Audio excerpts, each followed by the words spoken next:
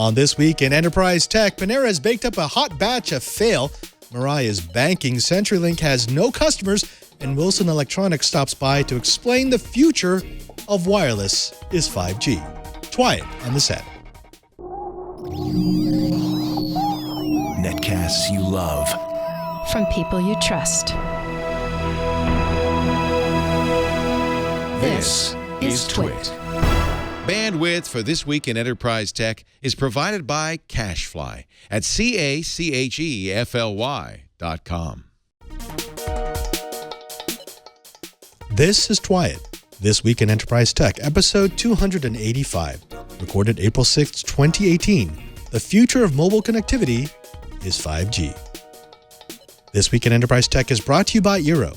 Never think about Wi-Fi again with Eero's hyper-fast, super simple Wi-Fi system. And now the second generation Eero is tri-band and twice as fast. For free overnight shipping to the United States or Canada, visit Eero.com, select overnight shipping at checkout, and enter the code ENTERPRISE. And by LastPass.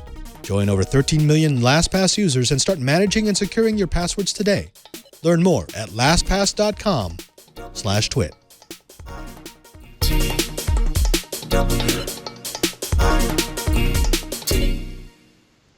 Welcome to Twiet. This Week in Enterprise Tech. It's the show dedicated to the enterprise professionals, the IT pros, and the geeks who just want to know how the world is connected. I'm your host, Father Robert Ballas, a little bit sick, but always ready to bring you the enterprise goodness. And of course, if I'm going to bring you the goodness, I got to have my good, my great, my awesome co-host with me.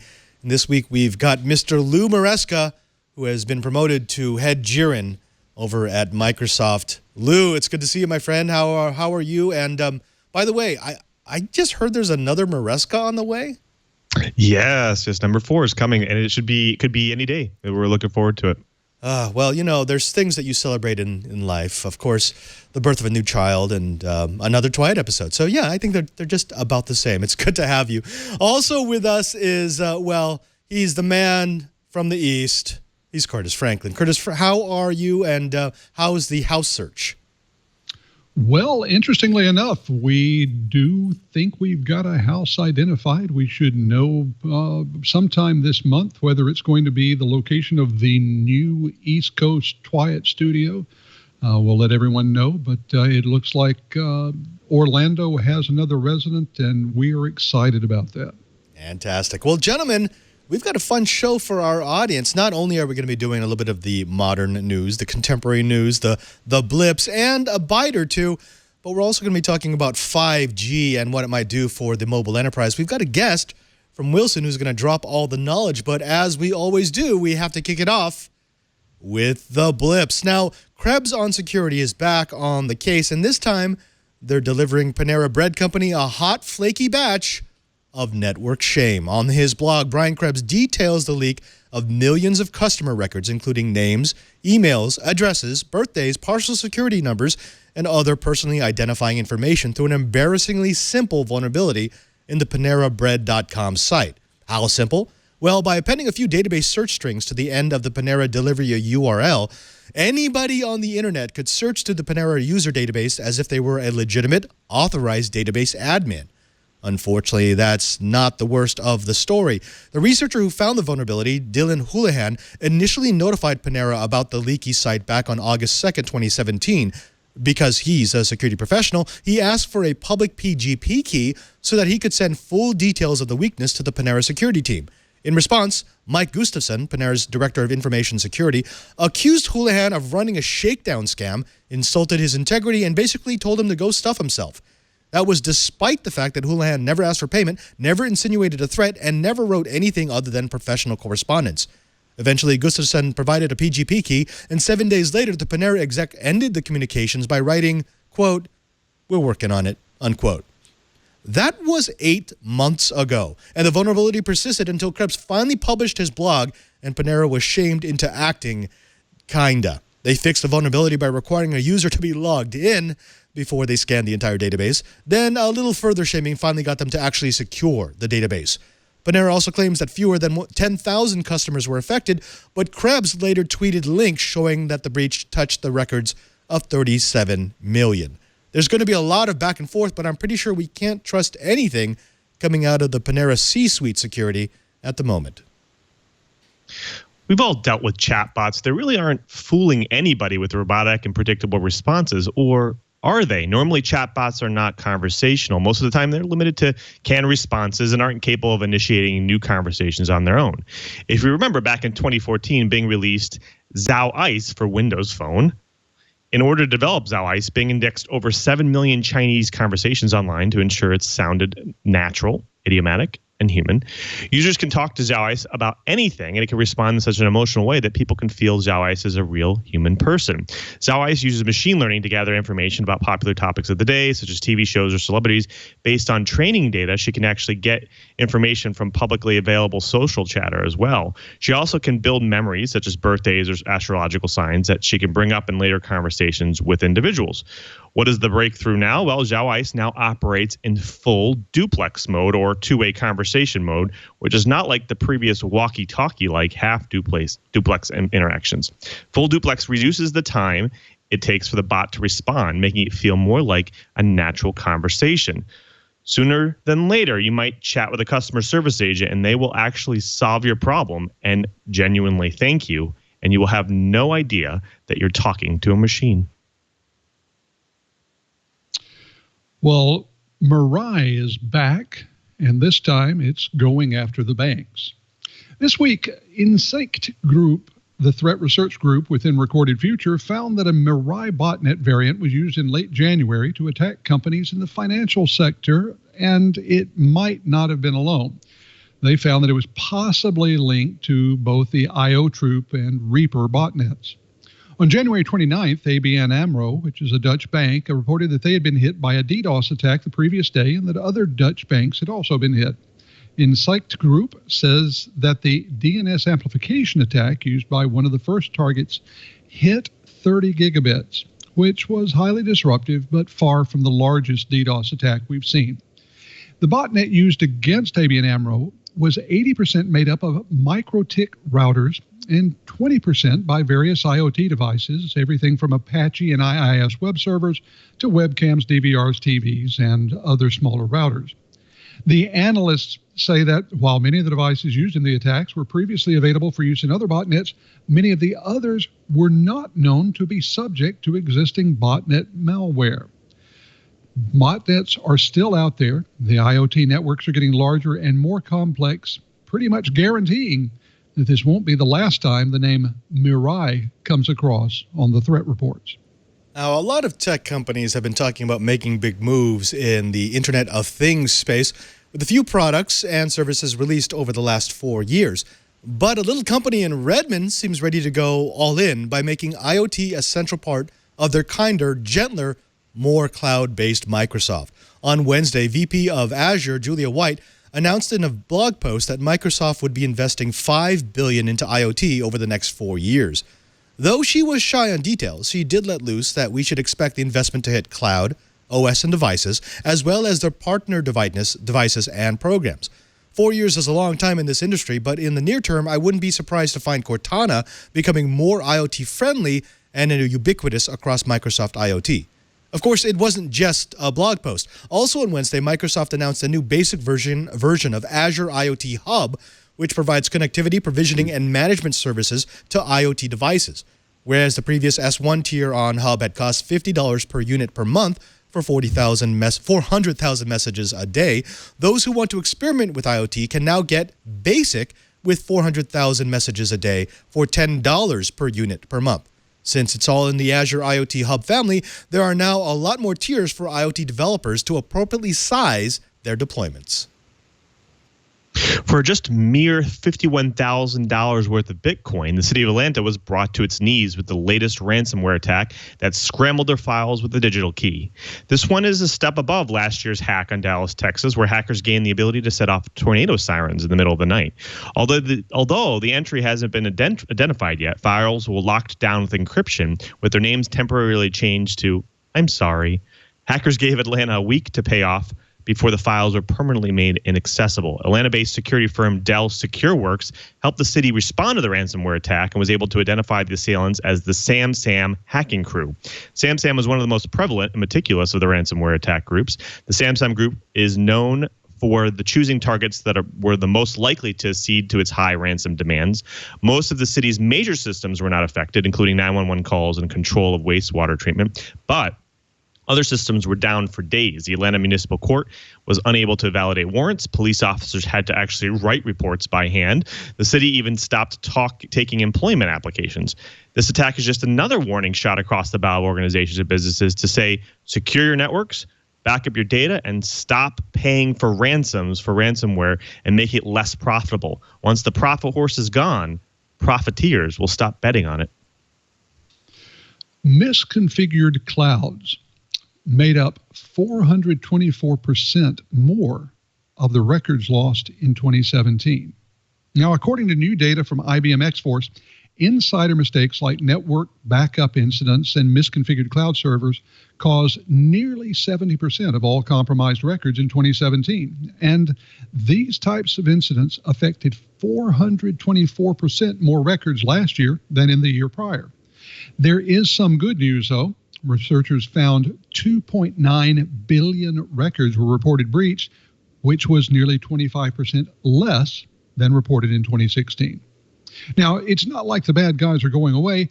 Hackers are just changing their strategies, researchers say, swapping data breachers for ransomware. Most common class of attack vector in 2017 was injection attacks, which accounted for about 79% of malicious activity on enterprise networks, which was nearly double from the previous year. Why the increase? Well, because both botnet-based command injection local file inclusion attacks and command injection attacks use embedded coin mining tools, and, well, cryptojacking is growing like gangbusters. The hidden baddie in all this is simple error. IBM researchers report poorly configured systems were responsible for exposing more than 2 billion records that X-Force tracked in 2017. Now, let's say that your company is caught overbilling, false charging, and otherwise defrauding millions of its customers. You could apologize and promise to make amends. You could agree to a special third-party investigation to get to the bottom of the fraud. Or, if you're CenturyLink, you could just try the "we don't actually have customers, and therefore it was impossible for us to defraud them" defense. CenturyLink, one of the United States' largest ISPs, made the curious legal claim as they are trying to find protection from a class action lawsuit from customers in 14 states, who claim that the company 1.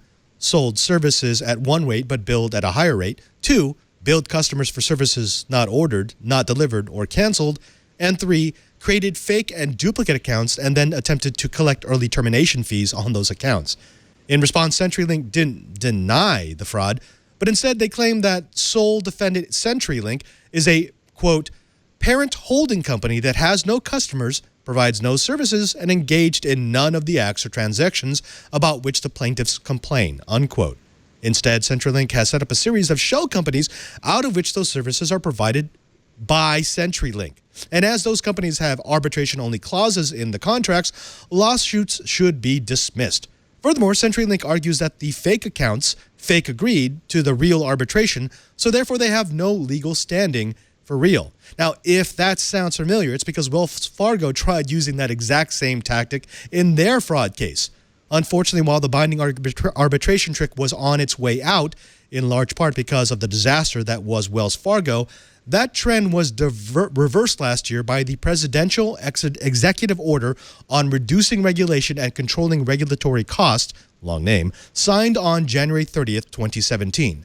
That argued that arbitration would be better for the consumers. So let's see how that works out. That does it for the blips. Next up, we're going to be jumping into the bites. But first, let's go ahead and take a moment to thank a sponsor of This Week in Enterprise Tech. Now, let me ask you something. Do you like your Wi-Fi? Of course you do. I mean, I remember a time, and in fact, I believe most of our audience remembers a time before Wi-Fi, and then when it was a curiosity. But Wi-Fi has become ubiquitous. It's become something that we expect.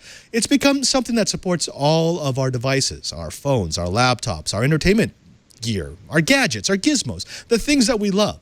So when your Wi-Fi doesn't work right, well, it's frustrating. Well, what if I told you that there was a way to have great Wi-Fi, enterprise-grade Wi-Fi throughout your home, throughout your small office, and it could be done in such a way that it is so easy to set up that you just need an app on your phone?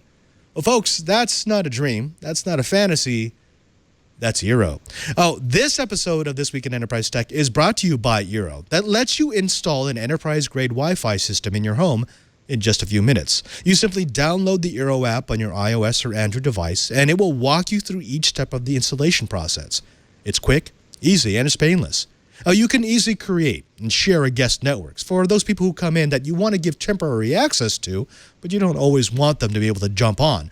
Now, you can also know how many devices are connected to your network at any given point. You can check the internet speed that you're getting from your service provider. You could find out which devices on your network are using up all the bandwidth at all the wrong times. Now, Eero is also protected with state-of-the-art WPA2 encryption, so your comfort and ease doesn't have to come at the expense of security. Now, they've also got the second-generation Eero and Eero Beacon.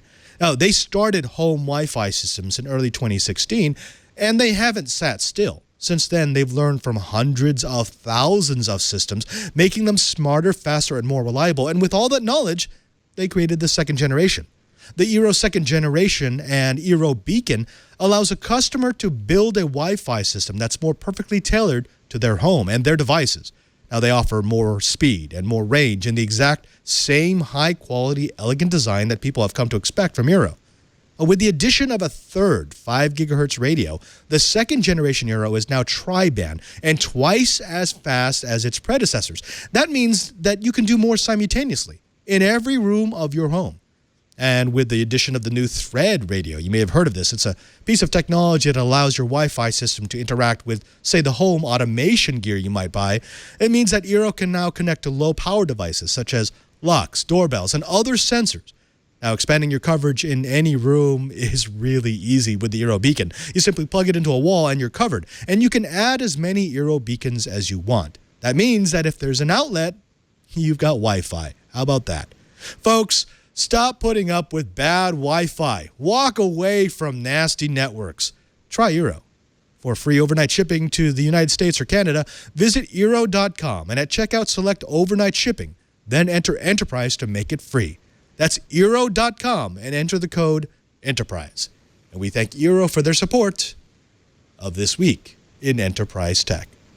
Let's go ahead and jump into the bite. And this time, we got to talk about the blockchain. No. This is not another company that's trying to make billions just by adding blockchain to their name. No, it's not another ICO. And no, it's not just another technology that tacks on blockchain into the PR release.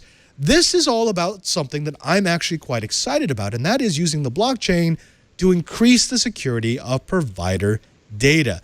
Now, we have found in a story from CNET that a growing number of researchers are eventually finding that blockchain, real blockchain, not just a cryptocurrency technology, but the actual process behind creating a blockchain could make sharing and accessing data more efficient. Now, on Monday, we had 5 major healthcare organizations, which include Optum, United Healthcare, Quest Diagnostics, Multiplan, and Humana, and you've probably dealt with at least one of them, say that they are looking at integrating blockchain into their programs. In fact, they're all launching a pilot program to see if blockchain technology can keep health plan provider directories up to date and make sure that everything is HIPAA compliant. Now, I want to open this discussion with you, Curtis, because this is something that we've bantered back and forth about on Twite, which is anytime you touch healthcare data, things become a much more sensitive because of HIPAA regulations and because of the massive penalties that can be applied if a company does not do its due diligence to secure customer information, especially sensitive information like healthcare information. Blockchain is one of these things that once you get away from the hype and once you divorce it from cryptocurrency, it's actually a fantastic system both for the provider to verify the records and for the customer to have singular access to the records. Does this actually make sense? Do you think that these companies actually understand what they're getting into when they say, we want to develop a blockchain pilot program? You know, I think that they probably do. And I can think of a couple of ways that they can go about in doing it. The simplest, the most obvious, involves a technique called data obfuscation. That's basically where you take the data, run it through an algorithm that changes it into something that can be processed like the original data. but is not identifiable in any way back to the individual. Then when all of the processing is done, in this case, all of the blockchain magic that has to go on, it can come back to the original owner, be de-obfuscated, and returned and used in its normal state. So it seems to me that if you're going to be going through this, and let me say now, I'm a big fan of blockchain for applications like this, then I think, if I were doing it, obfuscation is the path I would walk down first. Right. Now, Lou, there is another question that we have to ask here, and that is, there has been a tendency, especially this last year, just to throw blockchain into the mix and say, okay, that's like a magic bullet. I'm not suggesting that that's what this is, but just using the blockchain doesn't automatically make things HIPAA compliant, right? I mean, HIPAA compliant has there is a standard of security, and it's not just encryption, but there's also a division of what records are separate from what records. That still has to be addressed. I mean, just throwing everything in a blockchain doesn't make it better. Right. I think that that's interesting because blockchain can do, just because it's distributed, it does make it more secure because things are kind of split up, and again makes it so that there's a single source of truth. So that's again really kind of a great thing. But again, like you said, HIPAA compliance is a big thing, and I think what will end up happening, and this is just kind of me kind of seeing what the future will hold with blockchain in healthcare, is the fact that most of these healthcare services or systems will essentially try to limit the network nodes for blockchain to more of a private-based network, because then it'll allow them to make sure that it can be HIPAA compliant. And then that way they can encrypt it and make sure it's encrypted in transit, and anytime it goes off the chain, it's encrypted. And so I think that will ensure all that. And so you won't necessarily see the whole advantage of blockchain up front, which is, hey, I own my data and I get to own it, and then I get to give it to these healthcare systems when I want to. And I don't think that that's going to happen up front. I think it's going to be the other way around. It's going to be more locked down, more secure, so it does meet these compliance. And then there'll be other systems that are allowed to kind of go out to the consumer themselves. I like that. Yeah, actually, that's a very good way to look at it. Now, let's go ahead and give you an example of how this is supposed to work. Theoretically, there's two problems that they're solving for. One, that is the synchronization of data between all the providers, because that's actually a big problem, especially with HIPAA compliance and the fact that they have to keep such close tabs on the data. It's often not easy for organizations to share customer data because they're very, very concerned that they might accidentally violate HIPAA. Even an accidental HIPAA violation can cost them millions of dollars. On the patient side, they want to try to make records easier for patients to share. Right now, if you want to share your records between one doctor and another, it can be a little bit of a nightmare. Again, because of the HIPAA compliance issues, you do have to go to each doctor. You have to make sure that all the proper forms are signed. You have to make sure that the information is sent to the right place. And then you have to make sure that the receiving doctor is also HIPAA compliant. What they think they can do with the blockchain is, because they're going to have everything in this distributed ledger, they can verify which records come from which organization. So they're going to have a foolproof way to be able to do that. And they can synchronize data across those different records. And even after they're synchronized, they can always go back to show the original records. So that's great on the provider side. On the customer side, because it is your block, because it's your information, because you will have that particular block, you can share that block with a new doctor. That new doctor can look at the blockchain and verify that it came from the right sources, and therefore you reap the benefits as well. Theoretically, that's absolutely the way it's going to work. That's the way that they want it to work. That's the way they designed it to work. They just now have to figure out how to actually make that work. Lou, Curtis, I'm going to throw over to either of you first.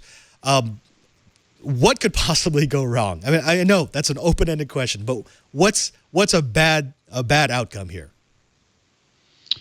Well, I think there are a number of bad outcomes, but I wanted to first, before I get to the bad news, look at one more thing where it could be some good news. And that is this blockchain. What if every one of the healthcare providers who touched your data had to be part of that chain? Now, I know a number of years ago when I had a major health issue, when I was getting the bills back from the hospital, I was seeing lots of doctors and specialists on there that I never saw. Now, I had to take their word that they had somehow touched my data and offered some sort of opinion or judgment on it. But if there's a blockchain that they have to touch, then if they actually look at the data, it's part of the chain. And if they don't, it's part of the chain. So I think that could be really good. Now, having said that, I can also imagine that on the bad side, it's only so long before some of the medical scam artists start building their own medical blockchain farms. And suddenly you get miners out there running blockchains, proving, they say, that they have touched data, done great things, when all it's done is hit a server that's sitting in a container with a big honking air conditioner hanging off the back. Oh, my. You just had to bring that up, didn't you, Curtis? Thanks. I appreciate that. Lou, what about you? Do you have something doom and gloom for us? Yeah. So I think another thing is the fact that, I think Curtis kind of alluded to this is members of the blockchain. So I think, this is going to probably start in your local area where hospitals can kind of, share data amongst themselves. But making this kind of, hey, I'm flying to New York and I'm going to the hospital or a doctor there, can these particular providers also access that data? And most likely in the beginning, they're not going to be able to, because it's not going to be, they're going to be part of that kind of chain themselves. And so that becomes the fact that you're going to have to standardize this, and that might require some government intervention and some other compliance and other those types of things. So I think it's going to be a long road, and I don't think it's going to happen right away. Yeah. And that's the thing.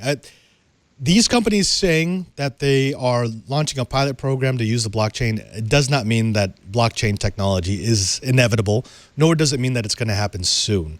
These companies are healthcare companies. They will move very, very slowly because they understand the problems with moving quickly and messing it up, especially if you're dealing with patient information. But both of you make some very good points, and both of you have some very good ideas about how this is going to be used. Curtis, I love the idea of the digital fingerprints. Everyone who has touched any of your health information, anyone who has touched any of your health billing gets recorded, and that can be verified across all the holders of the distributed ledger. That's fantastic. I mean, that's actually a really good idea, because it gives you, as the patient, the ability to sort of go back through your blockchain and say, okay, I recognize that. I don't recognize that. Let's find out where that came from. Although I guess that's probably just a step up from looking at your medical bill, because I've done that before and I couldn't understand anything that was put onto that record. So, yeah, go figure.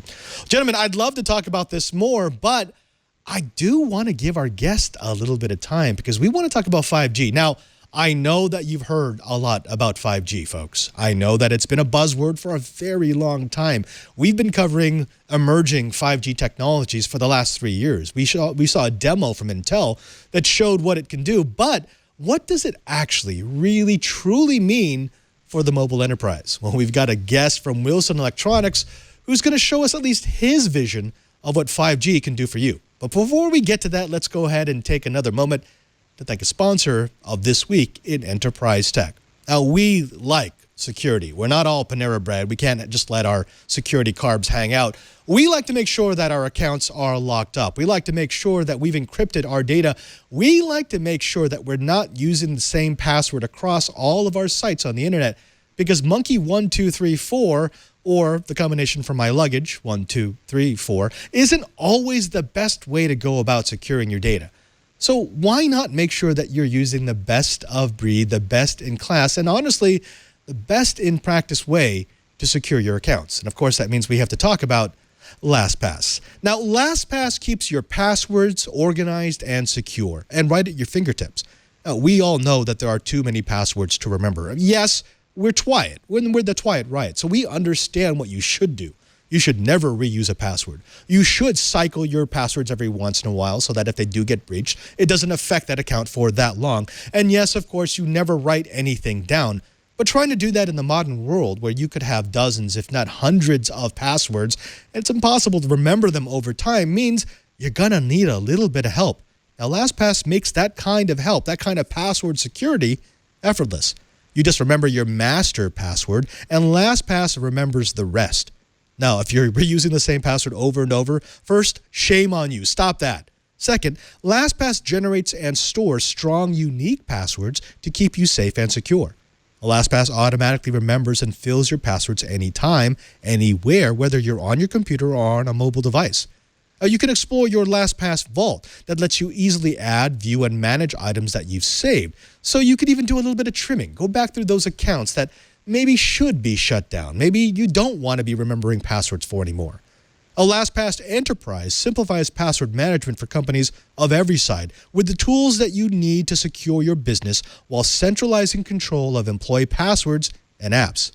Did you know, well, of course you know, you're Twyat, that over 81% of breaches are caused by weak passwords? Yeah, it's not the most sophisticated attack. It's not some guy who's been hammering at your firewalls. It's some employee who's decided, good passwords are for someone else. LastPass protects every password in your business without slowing down your employees. LastPass makes password sharing convenient for employees while keeping access to corporate data secure. Now, sensitive data is encrypted at the device level with AES 256 to prevent man-in-the-middle attacks. Now, we've been using LastPass here at Twit, well, for as long as I've been at Twit. It's how we keep things secure. It's how we make sure that our people, our editors, and our engineers can get into the files that they need to get into at the same time without creating this sort of bubble of security that can be broken the first time someone writes down their password on a Post-it note. And LastPass has other products besides Enterprise for Business. There's LastPass Premium for personal use. There's LastPass Families for your entire family. There's LastPass Teams for teams of 50 or less.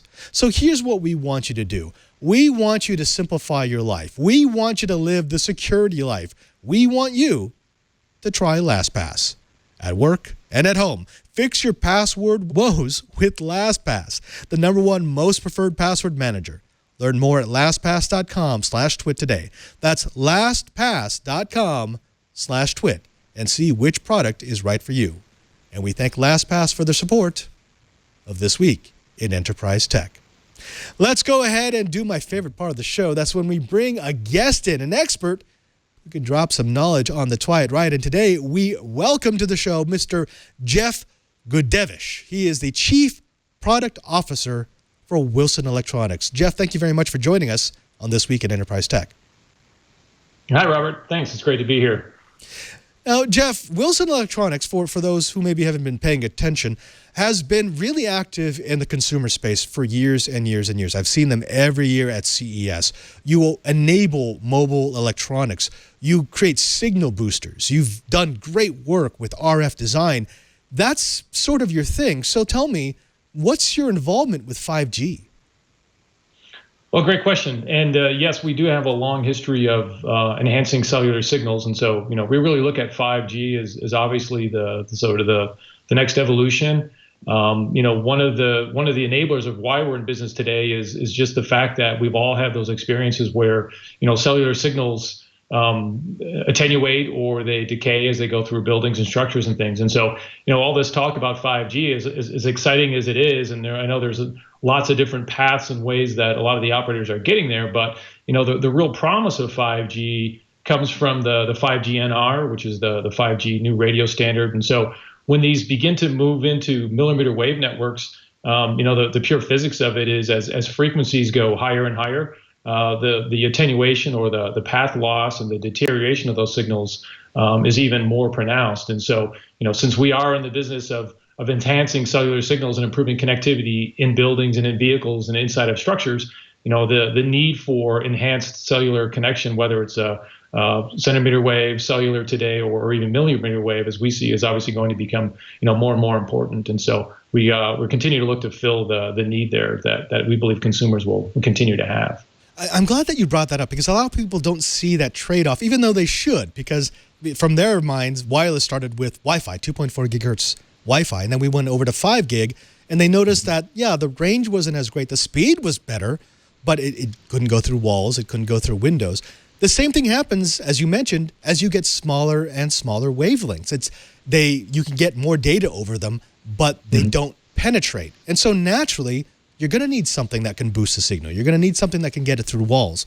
And as we move to 5G and those millimeter or centimeter wave technologies, the range drops off dramatically, right? I mean, how would it actually even work in a city? If you go into the middle of a densely populated metro area, what kind of gear do you need to make sure that a 5G device won't drop off every time it loses line of sight to the transmitter?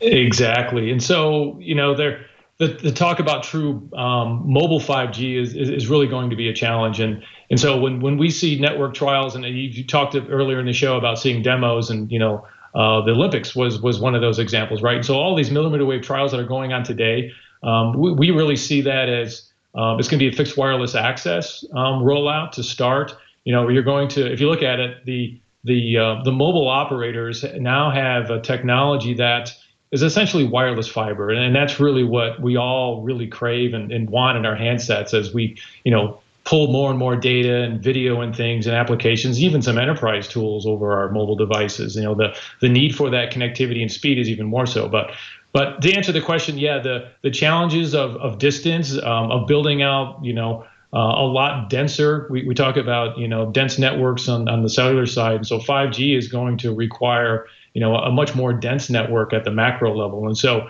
it's really going to be what we see as a fixed wireless access. So you're going to have a base station or a picocell or a micro base station, transmitting to buildings, and then you can distribute the signals, like through Wi-Fi or wired once you get inside the building.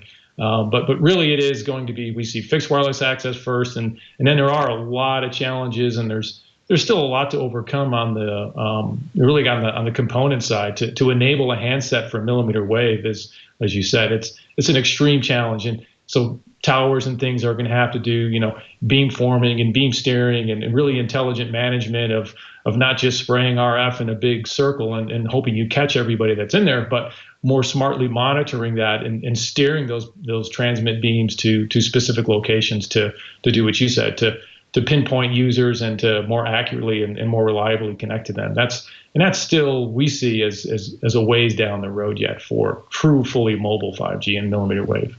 Jeff, I think you're shattering the dreams of some of our audience. We've got Webster in our chat room right now who's saying, I thought 5G was low Earth orbit, which I guess technically you could do it, but we're running into something that we did with 4G and even a little bit with 3G before, which is 4G didn't really mean anything. 4G was just sort of like, it's faster.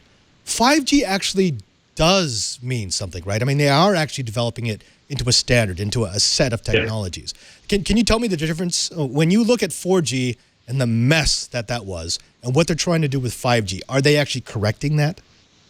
Unfortunately, we see a little bit of the same, right? There are a lot of rushes. You'll hear, there's multiple network trials going on by the carriers today, and really it's being done in two ways. So as you mentioned, 5G is a spec, and it does offer a lot of performance enhancements over 4G. So for example, you're going to get 10 gigabit plus data rate. So improved over today's 4G. There's demos of up to gigahertz peaks, and so you're going to see much greater data throughput. But it's also in things like lower latency is a huge performance improvement. Less than a millisecond latency versus 50 milliseconds that you see today. And we can talk a little bit about what that means in real applications.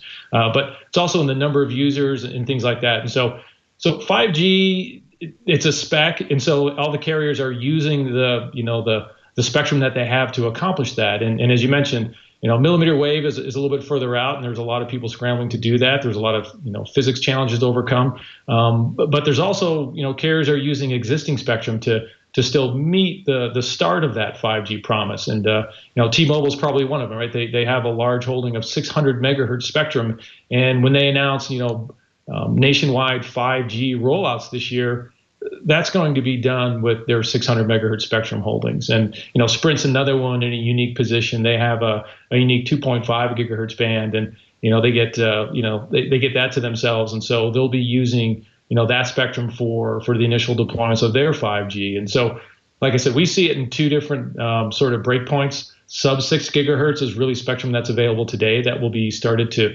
look more like 5G as far as performance goes. But the real, full specification of 5G will be met with millimeter wave. And again, we see that as more of a 2020, starts as fixed wireless access, and then will, as handsets and other things become, more developed, we'll move into a truly mobile environment at some point. Jeff, who do you see as the leader in millimeter right now? Is it Intel? Is it Broadcom? Well, I think it starts with, Ericsson was one of the leaders. So at the macro site, Ericsson and Nokia, as far as the air interface goes, as far as the cellular side, have a lot. Huawei overseas in Asia is another big player, obviously. And then on the network side, our specialty is, I'd have to claim a little bit of ignorance. I focus a lot on the over-the-air standards, so I'm really more the air interface, part of it. And then there's 5G has a lot of implications on backhaul and RAN and network slicing and all those things that really get into the core network as well. All right. Now, let's take more of a macro vision here right now. Let's go up to 10,000 feet, because a lot of people are waiting for 5G on their handsets. That's what they wanted. It's, oh, my goodness, they see the demos at Mobile World Congress, and they want that. It looks awesome, especially, and hopefully you can expand on this a little bit later, that low latency. That low latency is so attractive when you're dealing with demanding interactive data operations. However, as you mentioned at the start of your presentation here, that's not where we're going to see it first. We're going to see it in fixed, in point-to-point. I mean, yes, you can provide some great throughput with fixed antennas, with beam steering antennas that will go to a fixed point, say a fixed building, and from there, maybe you go to older technologies. Maybe you go to Wi-Fi. Maybe you go out to cell in frequencies that you own. That's going to be the first step, right? I mean, from there, what kind of technical innovation do you need to make to actually get to the ubiquitous 5G on a mobile handset? Well, I think there's two things.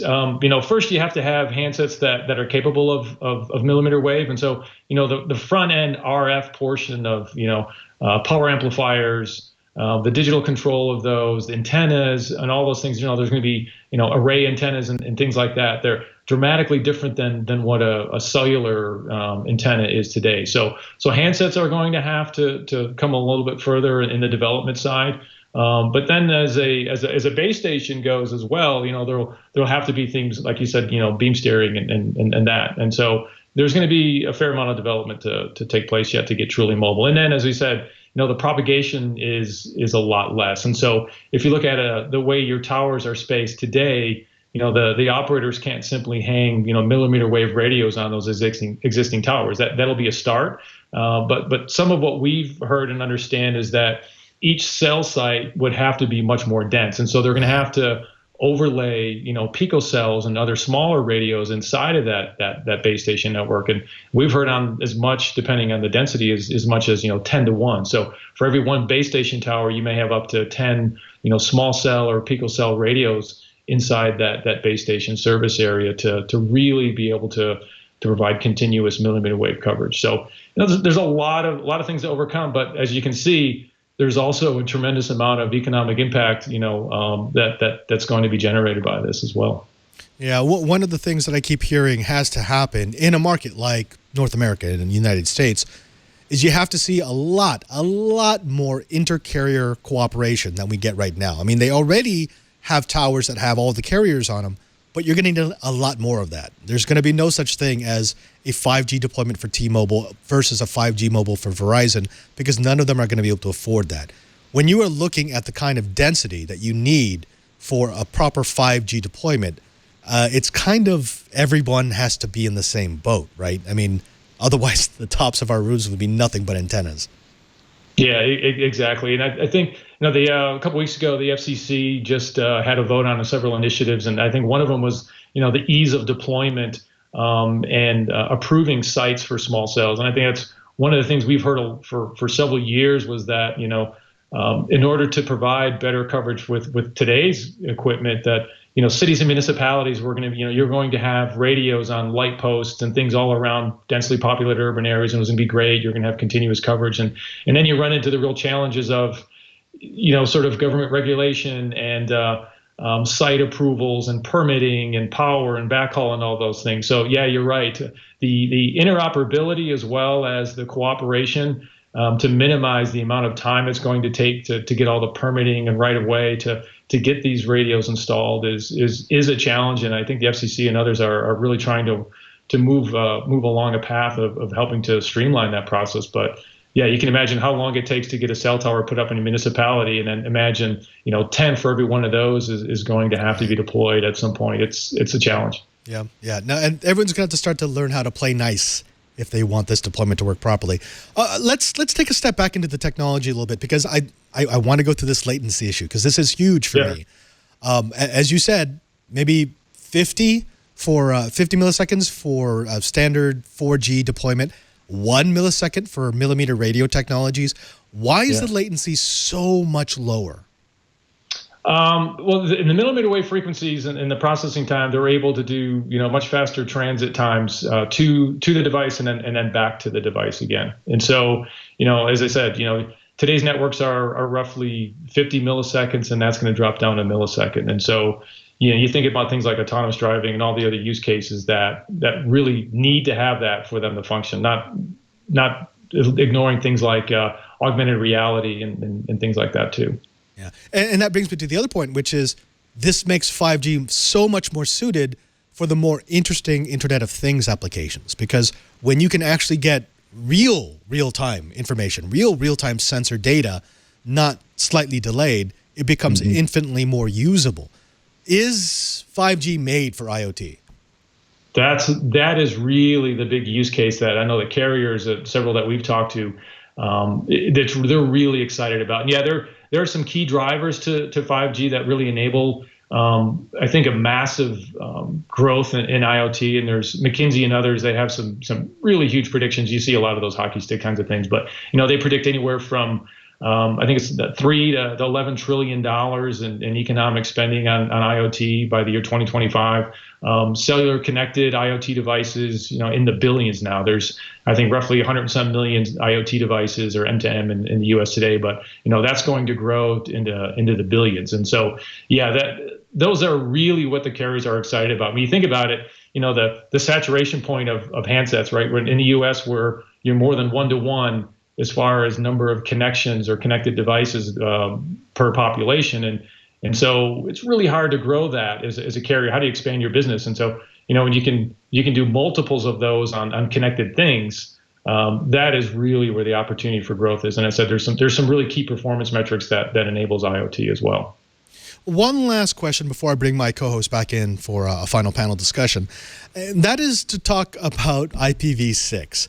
Now, people have been assuming that since this is going to be a new technology, we're not even going to enable it for IPv4. It doesn't make sense to dual stack that equipment anymore, because anything that's going to be using 5G is going to be new, so we might as well go with IPv6. Is this actually the case? Are we finally going to say goodbye to any semblance of IPv4? That's a good question. It's a little bit of a weak area for me. I've talked to several folks too. As I said, we focus more on the air interface side, but I mean, when we talk about the IoT, right? And now the number of devices are in the billions. Whether or not all of those have a unique address or not I think it really comes down to the pure limitation of number of available addresses in IP4 versus 6, and at some point it's going to have to migrate that way, and 5G just orders of magnitude more connected things is at some point going to kind of dictate that, but I really don't have the answer, unfortunately, today on the whole switchover point.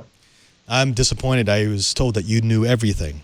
You were omnipotent in 5G. I always have to leave everybody hoping for a little bit more, right? All right, let's go ahead and bring our co-host back in here. Lou, Curtis, you've been listening to the discussion. I've been watching you nodding your heads over in the preview monitor. For you, when you think of 5G and when you think of starting an enterprise-level deployment, Curtis, let's start with you. What are the bullet point items? What are the things that you can sell to that C-suite executive? Well, I think the things that you'll be able to sell, it depends. Because on the one hand, yes, you're going to have lower latency, greater bandwidth, all of those good things, and that's wonderful. But everything that I'm seeing and hearing tells me that for several years at least, the majority of this is going to be an improved bandwidth situation in already provisioned areas. This is not going to be something that allows dramatically greater access to remote offices way out in the sticks. This is not something where if you are, for example, an insurance company who has agents in little towns everywhere, that 5G is going to solve all of your bandwidth and connectivity problems. But I do think, especially for warehousing, for various kinds of, sorry, the word is going away, surveillance in already populated areas, 5G could make a huge difference. And I think if I were in the C-suite, or if I were making a pitch to the C-suite, my pitch right now would be to go ahead and start talking to my providers now to lay the groundwork for building some solid competitive contracts moving forward when 5G finally is deployed. Yeah, and very, very minimum, I'd be looking at the point-to-point as a redundant connection option, because it's going to be lower price than any sort of dedicated landline. But that would be an easy sell. And then from that, you can move over to, oh, and by the way, we can now do branch connections for far less and far more secure. And it's basically like a leased connection. We own it. No one else is on that. I think that's language that maybe they can understand. Although, I don't know, Curtis, I've been out of the C-suite for a while, so I'm hoping that they've at least maintained their level of intelligence. Yes? It's a lovely thought. It's a lovely thought, and I think, man, with your day job, it behooves you to hold on to that thought. But no, I think ultimately it comes down to the money. So the lower cost, that's compelling. The security in some deployments could be compelling. Ultimately, though, it's going to come down to dollars and cents, and something tells me that we're going to see a lot of the landlines find new bottoms to their pricing model once 5G starts rolling out. Yeah, indeed. And actually, Jeff, we do have a question from our chat room, again from Webster, who wanted to know about the security. I mean, when we're talking about 5G, are we just talking about a transport layer here, or is there security that's going to be baked into the technology that would make my least fixed line, inherently more secure than, say, just throwing it over unlicensed spectrum? Yeah, and that's a good question. That is one of the benefits of cellular, right? It is a very secure connection. You know, the connection from a tower to your handset is encrypted, and you really can't interfere with that. And so anytime you can stay off of a public network or any way around that, obviously you're gonna have a more secure connection. And so a truly all over the air interface with 5G will just reduce the opportunity for somebody to get into your connection because you're over some public network or a switch or something somewhere.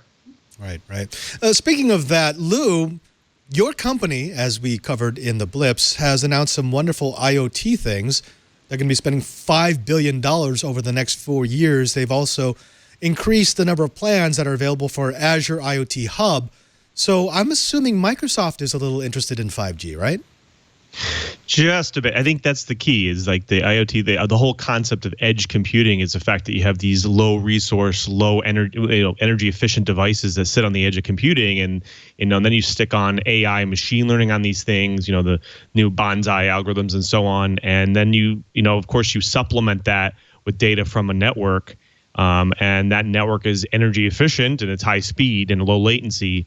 Now you have potential for even more billions of microcontrollers that sit out there in the industry that can supplement things for healthcare and and security and networking and surveillance and all these things. So the potential is actually sky's the limit, and so that's why companies, especially IoT companies, are looking forward to the 5G, especially if they're able to achieve such the characteristics of the 5G network, especially from the energy efficiency, because of IoT devices. They're low quality devices.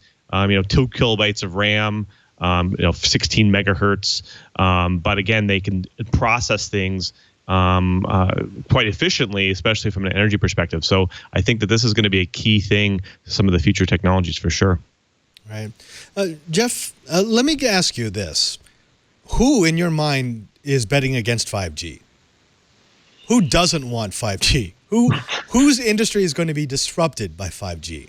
Well, if you think about it, right, the race is always who owns the pipe to the consumer. And so we talked about it, if you can replace or give fiber type performance with a cellular, connection, then obviously anybody with fixed wireless or fixed wired business models are going to, as Curtis, I believe, said, are going to find new bottoms to the pricing models. And so, you can bundle a lot of services when you have a broader pipe. And, so if you have a fixed cable connection to your home and a cellular connection, at some point, if you can get everything serviced through a wireless connection, that's pretty compelling. So I wouldn't point out specific names, but I'd be looking at, obviously, cable operators have a big competitive threat for consumers if, when this really starts to get going.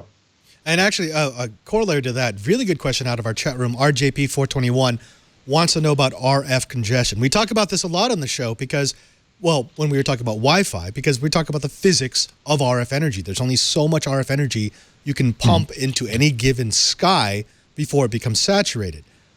Millimeter wave, especially technology, not as affected by that. Why is that? Well, as you mentioned, right, so they're more intelligently, in a lot of the millimeter wave networks, because of the limitation in its propagation, then there's a lot more, as you talked earlier about, beam steering and things like that, beam forming.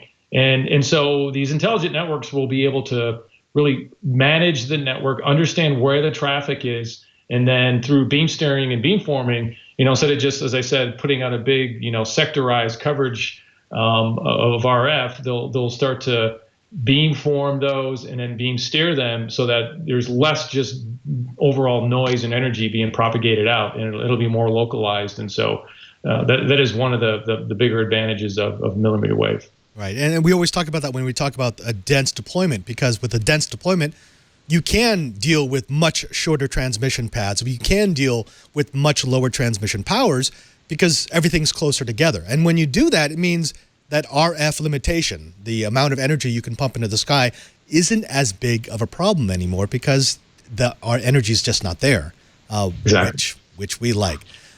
If you could give us a scenario, because we are running out of time, if you could give us a scenario of what you think the deployment of 5G is going to look like, what are the big signposts that we as the consumers and as business owners should be looking at to say, okay, it's maturing now?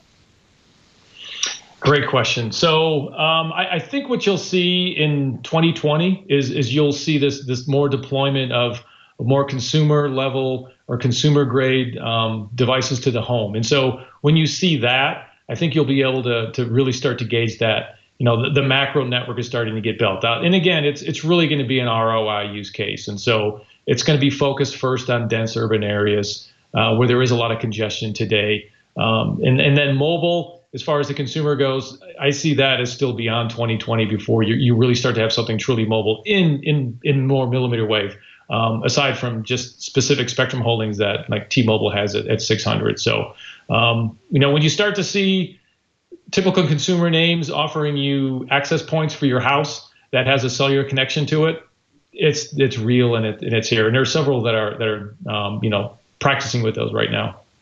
Fantastic. We have been speaking with Jeff Gudevish. He is the Chief Product Officer for Wilson Electronic. Jeff, this was a lot of fun. I actually want to have you back at some point, although I'm not host of this show for that much longer. Hopefully we could get you back because I love discussing new technologies with someone who obviously understands them. If you could please tell the audience where they can find you, where they can find Wilson Electronics, where they can find the products that you offer, and maybe find your thoughts on the future of 5G. Yeah, great. Thanks for that opportunity. So, yes, we also, Wilson Electronics operates our consumer brand. Most of you might know is called WeBoost. So if you go to WeBoost.com, you'll see, thank you there on a webpage, and you'll see all of our product information, tips. You'll have where to buy, the different categories of products, as well as Wilson Pro and WeBoost.com and our YouTube channel. You'll see a lot of informative videos. We do a lot about informing folks on just this cellular in general. And so you can find us at both WeBoost.com and WilsonPro.com. Fantastic. Again, Jeff Gudevish, I want to thank you so very much for being part of this episode of This Week in Enterprise Tech. Thank you very much. I appreciate the opportunity. I was glad to spend time with you. Folks, you've done it again. You've used up another hour to listen to the best dang enterprise podcast in the universe. That's according to 9 out of 10 microcells. I want to thank everyone who makes this show possible. Of course, to Jeff, to our wonderful guest, but also to my co-hosts. I couldn't do this show without them. Let's go ahead and start with you, Curtis. What are you up to? Where can people find your work? And, what do you want for Christmas? Well, let's see. As to where they can find me, I'm writing every day over at Dark Reading. Please find me there. If you want to know what I'm writing there, you can follow me on Twitter at KG4GWA. And this coming week, I am getting ready to head off to San Francisco the week following for the big RSA conference, which is going to be a big deal. Later on this spring, I'll be at conferences for SAP. There's Sapphire Live. I'll be at Cisco Live. It's going to be a busy time, of course, leading up to things like Black Hat and DEF CON. Later on, Ignite, Gartner. It's just going to be a lot of me getting out in the world, hoping to see people from the Twiat Riot. As for what I want for Christmas, at this point, all my stuff in a new house would be a great gift. Padre, I hear you know folks. If you could put in a word for me, I'd appreciate it. I think, yeah, I could take care of that. I think we got that covered. Oh, by the way, I think I'm definitely joining you in DEF CON Black Hat. I will be at Microsoft Build, I believe, this year, and maybe Ignite. And I believe Lou, I'm going to talk to Lou in a bit, but I think Lou promised that he could get me the treehouse so we can film something in there, because I ain't leaving that campus until I see that. Curtis, always a pleasure, my friend. Thank you, Padre. Lou, what about you? First of all, treehouse, right? Treehouse? Treehouse. We're going to do the treehouse. We're going to do the Amazon Dome, too. I see. These are things I like to hear. I'm actually going to be staying at Seattle University, so it'll be a bit of a commute, but should be fun. But not enough about that. What about you? Where can people find you? Where can people find your division? And where can people find all your Jiren-like strength? Well, you can always find me on Twitter at LouAman. And of course, all the work that I do on Office is the Office developer group and extensibility team on dev.office.com. And of course, check out May 7th builds coming. We're going to be debuting a bunch of cool things and some really neat things going on. And of course, check out the developer program for Office, because we want to start promoting. Get a developer account, subscription to Office 365, also a bunch of cool things. So check that out. Fantastic. And folks, we also want to thank everyone who makes this show possible here. Well, that means Lisa and Leo, who have allowed us to continue doing this show all these years. It means our engineers who make sure everything is plugged in and pointed in the right direction. It means the people like, Kevin, who push the buttons properly. Kevin, this is that time of the show where, I'm normally going to ask you a question. I want to give you a little bit of time before we go into our regular sign-off stuff, because I really want you to get this one right. I want you to think IPv4 and IPv6. So that's going to be your hint. Now, while Kevin thinks about that, let me remind you that you can always find our show and all of its back episodes at our show page. Just go to twit.tv/Twiet. That's TWIET. There you're going to find those back episodes along with the show notes. And you're also going to find a place to subscribe. If you want to support the show, you can get an audio version, a video version, or a high-definition video version automatically delivered into your device of choice. Again, just go to twit.tv/Twiet. Also, don't forget that you can find me on Twitter. Just go to twitter.com/PadreSJ. When you're there, you're going to find out where I am in the world, and where I probably got sick the last time, because I tend to get sick every time I get on a plane. It's kind of annoying. Oh, by the way, there's a little garden in our studio there with the angry hippo eating Doctor Who, because we're a bunch of kids. That's right. Also, please don't forget to drop by every time we do this show, Fridays at 1:30 p.m. Pacific time. Until next time, I am Father Robert Balacer. Wait, I'm sorry. The question. Kevin, could you have your mic on, please? I almost thought you were going to forget about me. But. All right. Looking at IPv6, which is something that we discussed during the show, means that we might possibly move past IPv4, which has 4 whats as its address base? Internet protocols. We were looking for octets, Kevin. We were looking for octets. Oh, well. What is that? It looks... Never mind. Maybe you'll get it next time. Until then, I'm Father Robert Balacer, the Digital Jesuit, just reminding you that if you want to know what's going on in the enterprise, just keep quiet.